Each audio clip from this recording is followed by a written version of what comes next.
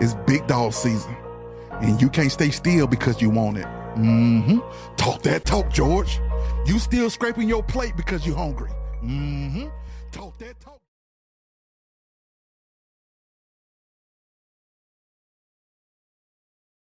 Good morning. Today it is Friday. It is March 21st. The year is 2025.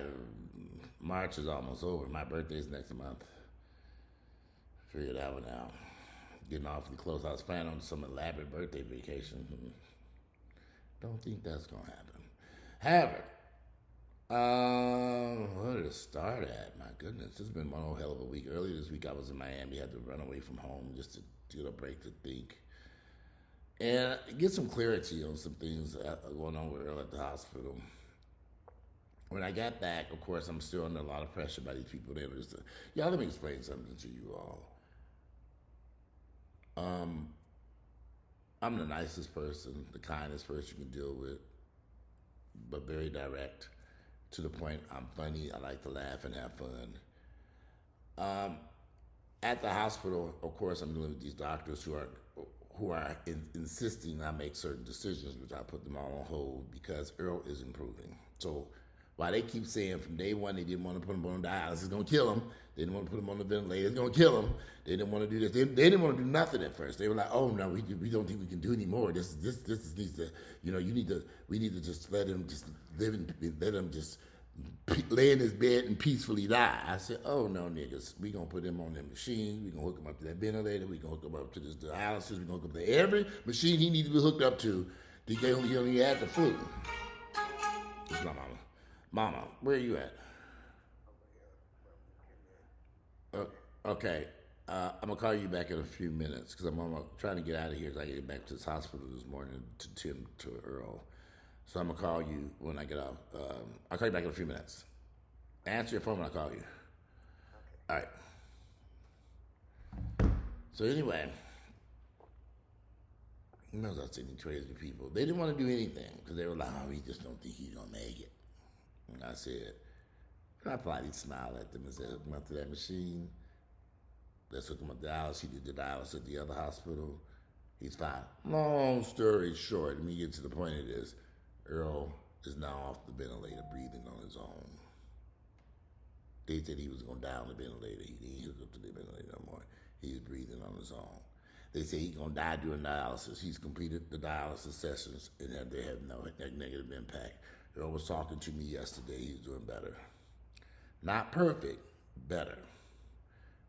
Do we have answers to all the questions? No, but I'd rather go down the path that we're on versus the path they want to go down, which would terminate this man's life instead of them doing trying to keep him alive. And then they look at me like this: "You're not doing what we're telling you to do. Fuck you, motherfuckers!" I'm not playing with them. Now he's off the ventilator. He's breathing on his own. So hopefully today when I get in there, once you come off the ventilator, a little delirious and stuff like that. He was in some pain last night. I was kind of concerned because he said his arm was hurting. He said his arm hurt, his hands hurt, his whole body hurts. And the man just had the flu. They did give him some pain pill at my insistence. I said, "Okay, y'all gonna give him some pain pills? Somebody in pain." "Well, we don't want to harm his breathing." I said, "Well, we don't want him to just lay here in pain at the same time. He's gonna have to have something that won't harm his breathing. So can you give him anything?" And when he looked, "Oh yeah, we can give him this. The doctor can give this." I said, "Okay, we'll give him that." They gave him the pain medicine. Earl went to sleep. That was last night. That was about 10 something last night. So I'm about to get dressed and get about it. But it just goes to show, if you believe in something strong enough and you know within your heart and your intuition is telling you something, follow your mind. Follow your mind. Fuck the naysayers. Follow your mind and your heart. And that's what I'm doing. I don't know how this journey is going to end, when it's going to end. But right now, that man is doing well. His blood pressure's fine. In fact, he's off the ventilator. They had him on continuous dialysis. They finished that, and they did real dialysis yesterday. No problems. He did the dialysis, completed everything. All these concerns they were having, I see are putting me in pressure to the wayside. So when I come in there, they're like, "Oh, everything's fine." I said, "It's like a miracle." I said, it's like a miracle. A miracle y'all didn't even want to do because y'all didn't want to initially didn't want to do shit. And we found out he had the flu. They had to treat the flu. That's why he relapsed. He had the flu.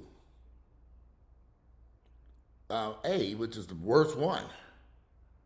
So now we're trying to see if his kidneys wake up so they don't have to continue the dialysis. We got to see what happens if his kidneys go back to functioning normally and producing urine. I saw some urine in the bed yesterday, so something's going on. I'll know more today when I get there. But anyway, this is going to be a short little video. I just want to get you all an update and let you know that everything's fine. I'm about to get dressed, get the fuck up out of here and go up to this damn hospital then. I had physical therapy today on my arm. It's getting better. I mean, it's a beautiful day today. Y'all, life is a journey. And I'm going to say this for the 1,000th time. You are responsible for your health. I am responsible for my health. I am responsible for my life, my health. And if I don't do the right things, I am going to have a problem. I have to take care of me. Me got to take care of myself. Me take care of me. I have to take care of Walter. I have to go to my doctor's appointments. I have high blood pressure. I must take these blood pressure medications to keep my blood pressure low, and I must monitor it to make sure it does. In all these 54 years of me walking planet Earth, I'll be 55 soon. I've never had any issues with my health related to my blood pressure because I took care of business. I listened to the doctors. I took my medications. I exercised and worked out. I didn't eat salt and stuff. I did everything they told me to do.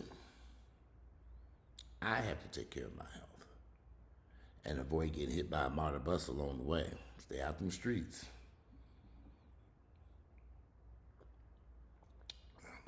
It's a journey out there. Y'all should see I be driving this house, we be creeping. It's so funny, I see people speeding by me and run up there and have a wreck. I said, okay, you ran around me. We all doing the speed limit. You done ran up there and had a wreck. I said, okay, look at this fool. I just politely tiptoe around the wreck scene and keep on going. I'm not stopping for your wreck, honey. You just really ran me off the road to get up here and tear your shit up. So be careful.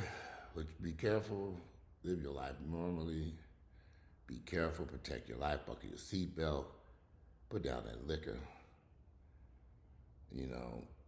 Years ago, in every home I used to have a bar with all this liquor. Now there's no liquor in this house. It's gone. None. We have to quit looking at liquor as if it's some safe antidote in our communities. Something is very wrong that so many black communities have so many liquor stores and churches on every corner. It's just ridiculous. It's just not worth it. Leave that shit alone. If you have a drinking problem, get it fixed. Resolve your issues. Do everything you can. Don't listen to the community. Don't listen to the people. If people are encouraging you to drink, get the fuck away from their asses. If people are encouraging you to drink liquor and do all things. Now, on a side note, and I'm going to have to do a video about this, but Donald Trump has cut funding for HIV. He's in the process of cutting funding for HIV here in Atlanta for PrEP in Georgia, nationwide, basically. Basically, he's cutting the funding for, I'm looking for the article, but I'm going to do a video about that. Trump's budget cuts mean Georgia could lose nearly all HIV prevention funds were proposed. So,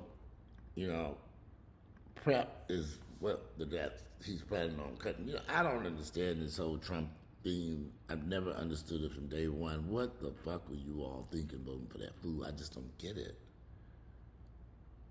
Trump is the worst narcissist on planet Earth. He doesn't care about anybody but himself and money for his family and his friends. Why on earth would you cut funding for PrEP that helps prevent people from catching HIV? I use PrEP. What is wrong? Something is bizarrely wrong. But I'm going to do a video about that on another, because that's just nothing. Right now I got to get out of here. I have to take a shower and get up there to the hospital and call my mother back. Earl is doing better. He's off the ventilator. He's did his dialysis. So right now he's not hooked up to any machine. They were giving him some oxygen, continuous oxygen, low levels, and just breathed and normalizing. But his saturation was fine. His energy, I think they may have to do that for a few days until he gets his energy level up. But mind you, they wanted me to pull the plug. First, they didn't want to plug him up. They didn't want to plug him up in the first place. Then the midst of being plugged up, they wanted me to pull the plug. The white folks like they talking French. But listen, y'all, just stay out these hospitals, these crazy people. They don't give a damn.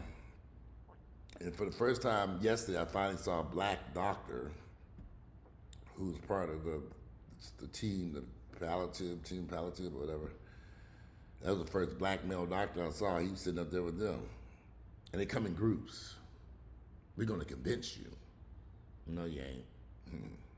I'm not listening to anything you motherfuckers got to say because we off to a bad start. Right off the rip, y'all don't even want to get his boy nothing. They don't want to give Earl anything right off the rip, and he's in. So I got to get him back to normal. If I can get him out this hospital, get him home, I'll get him someplace else. You know, I'd like to see him get out of there. You know, I'm not listening to these naysayers and stuff because we don't know what the outcome is. They according to them, he should have been dead a long time ago, but he's still alive and well. So. Any old way, let me get dressed and get out of here. Today is Friday, March the 21st. The year is 2025. I'm out. And I'll speak to y'all later, let you know what's going on with Earl later. I'll do another video when I get back here. All right, I'm out.